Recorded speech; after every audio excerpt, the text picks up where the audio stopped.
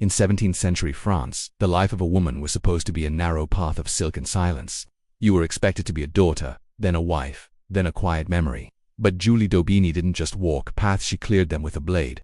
Born in 1673, Julie was the daughter of a high-ranking official in the king's stables. While other girls her age were taught to sew and dance, Julie's father had a different vision. He had her trained like the royal pages, teaching her how to ride, read classical literature, and most importantly, how to master the sword.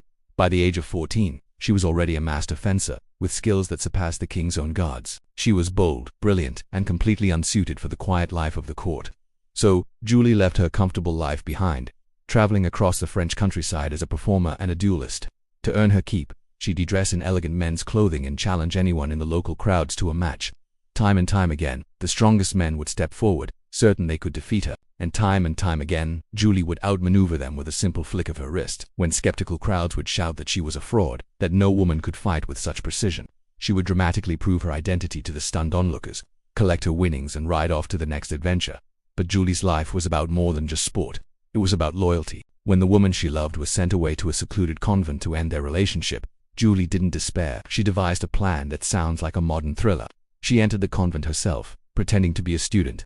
She waited for weeks, learning the routines of the sisters. Eventually, she orchestrated a daring escape under the cover of smoke, helping her partner flee the stone walls while the authorities were left completely baffled as to how they had vanished.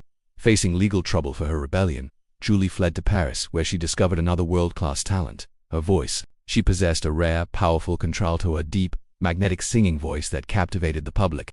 Under the stage name La Maupin, she became a superstar of the Paris opera, yet even as a diva she never gave up her blade.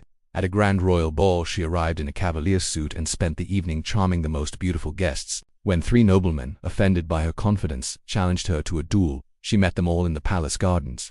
Under the moonlight, she faced all 3 at once and defeated them with ease.